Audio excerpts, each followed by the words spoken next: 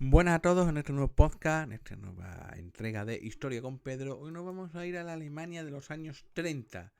Me apetece hablaros de una institución cruel, siniestra y que todavía permanece en el imaginario colectivo de muchas personas que sufrieron en sus propias carnes su efecto o que conocieron a personas que sufrieron su efecto, como ahora os contaré. Hoy os voy a hablar de la policía secreta nazi, de la policía secreta alemana conocida como Gestapo, que es un acrónimo de Geheime Staatspolizei, la policía secreta del Estado alemán. La mayoría de personas cuando escucha el término Gestapo no puede evitar un estremecimiento. Esta organización policial, fundada en los años 30, en el principio de los albores de los años 30, por el entonces ministro del Interior Hermann Göring, al mando de Hitler, por supuesto, tenía como único objetivo acabar con todos aquellos que eran considerados un peligro para el gobierno. Para lograr alcanzar su objetivo final, es decir, eliminar a cualquiera que pudiera hacer gala de tendencias peligrosas para el Estado, las Gestapo no dudaban en emplear los métodos que tuviera a su disposición, por brutales que fueran. Entre los grupos calificados de enemigos del Estado y a los que era preciso controlar y en caso subsiguiente neutralizar, estaban agitadores, comunistas, homosexuales, gitanos, judíos y todos aquellos que presentasen una conducta considerada antisocial, según el partido nazi. Como ya hemos dicho, el término Gestapo es un acrónimo que deriva de German Geheime Staatspolizei o Policía Secreta Estatal. La función principal de aquella organización era muy sencilla y básicamente era la de actuar como policía secreta, estando formada por oficiales y agentes de otros cuerpos policiales, a cuyos miembros no se tuvo en cuenta sus antecedentes políticos, siempre y cuando estos no hicieran peligrar la estabilidad del gobierno. La Gestapo contaba con absoluta libertad de acción para investigar los casos de traición, espionaje y cualquier agresión que supusiese, según su criterio, una amenaza. Su trabajo policial se basaba primordialmente y básicamente en las denuncias anónimas. Un simple comentario en una cervecería o en una cafetería podía ser suficiente para que cualquier ciudadano acabara en prisión. Cabe decir que, por ejemplo, varios oficiales de alto rango de la Gestapo, en el caso de uno llamado Müller, pues había sido un antiguo policía que se había dedicado a perseguir a los nazis y por eso tuvo dificultad en entrar. Una vez entró, fue escalando y llegó a los puestos máximos de dirección. Como ejemplo a lo que hemos dicho antes de que no se tenía en cuenta sus antecedentes, en ciertas ocasiones sí, pero costaba redimirlo con los nazis en el poder. Bien, la Gestapo se creó con la absorción, ¿vale? Con la unión de la Policía Estatal Prusiana, un cuerpo policial que investigaba los crímenes políticos cometidos en Prusia desde mediados del siglo XIX hasta los años 30 del siglo XX. El último director de la Policía Estatal Prusiana y primero de las Gestapo sería Rudolf Diels, un policía de carrera, peleón, un poco, bueno, no borrachín, pero sí bastante chulesco, que había ingresado en el cuerpo gracias a su profundo conocimiento sobre los movimientos radicales urbanos.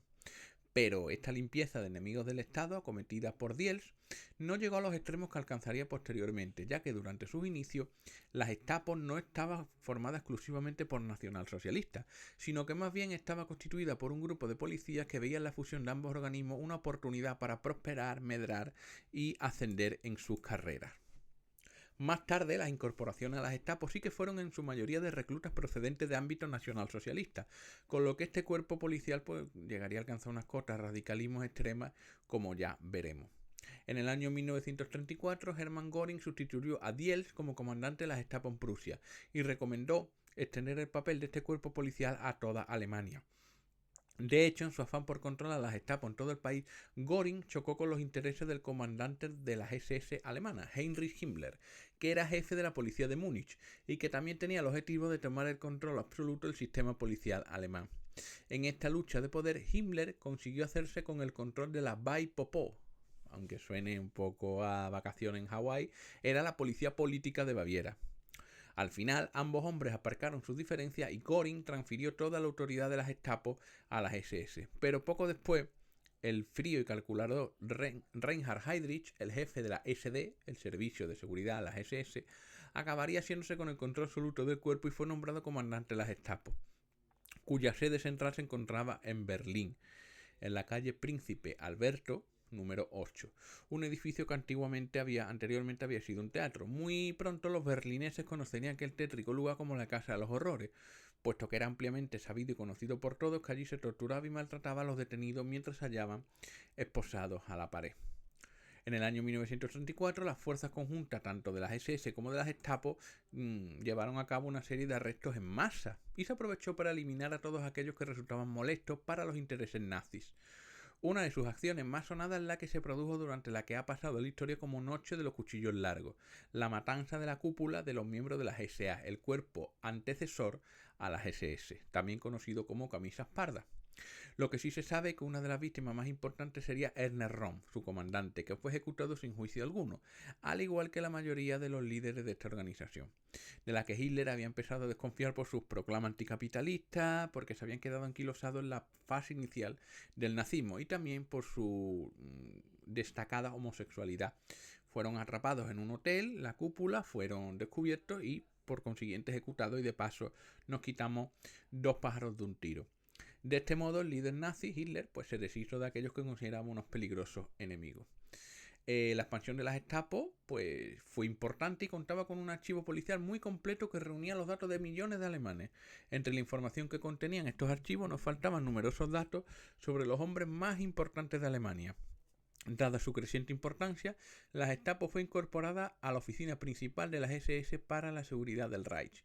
Entonces pasó a ser conocida como Departamento IV y empezó su expansión por todo el país.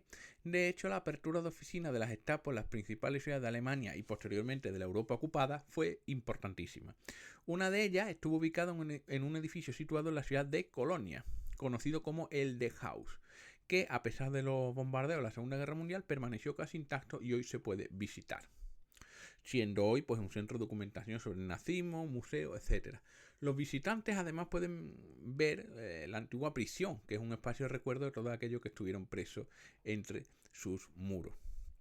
El nombre de El D, con el que era conocido el edificio de la Gestapo en Colonia, era un acrónimo de las iniciales de su propietario, un empresario católico alemán llamado Leopold Dahmen, y que fue alquilado por la Gestapo mucho antes de que estuviera terminado.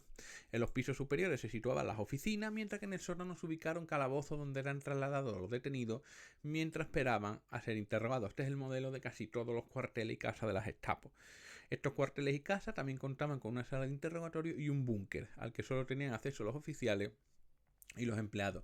En el patio interior se llevaban a cabo las ejecuciones, que se contaban por docenas.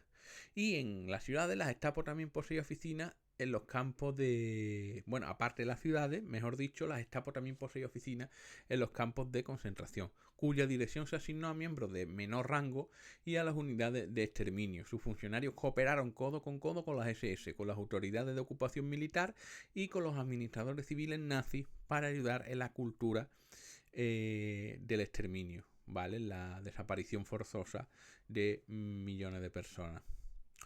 El nombre de las Gestapo pues despertaba el terror incluso entre algunos alemanes nazis, ya que no se podía saber si el día de mañana uno estaría en una fría celda de las Gestapo. Y por lo general los alemanes creían que había una gente de las Gestapo espiando en cada esquina, pero la realidad es muy distinta. En su pico de mayor expansión y apogeo, el número de agentes nunca llegó a más de 40.000, de los cuales poco más de la mitad pues estaban en las calles y acostumbraban también a pasar muy desapercibido entre las personas. No iban con una gabardina y un sombrero. Algunos sí, como en las películas americanas, pero la realidad es que no iban dando el cante. Los miembros de las Gestapo solían vestir de paisano como un ciudadano alemán corriente y se identificaban, si es verdad, con una placa en forma de óvalo ovalada en cuyo anverso figuraba un águila con la esvástica entre sus garras y en el reverso se podía leer Geheime Staatspolizei y el número de agente. Las películas americanas y de Hollywood pues se han encargado de presentar a los agentes de las Gestapo con unos largos abrigos de cuero negro, una vestimenta que, aunque identificamos normalmente en las Gestapo, pues estaba de moda en la Alemania de aquella época. Cabe decir que cuando el final de la Segunda Guerra Mundial se hallaba próximo y a medida que el ejército estadounidense se acercaba más a Berlín, aunque fueron los soviéticos los que tomaron la ciudad, la Gestapo se fue disolviendo poco a poco a medida que el Reich se iba disminuyendo en poder y tamaño.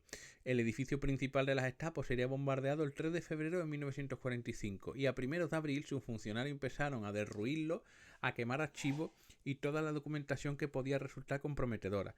El 29 de abril de 1945 los soviéticos plantaron una bandera con la hoz y el martillo en la sede de la Gestapo en Berlín. Aunque es verdad que fueron repelidos por un nutrido grupo de hombres de las SS, Gestapo, civiles, policía alemana, que dieron una última lucha desesperada. Finalmente, la organización policial más famosa y temida de Alemania, de Europa y posiblemente una de las más temidas del mundo, sería disuelta por orden del general Eisenhower el 7 de mayo de 1945.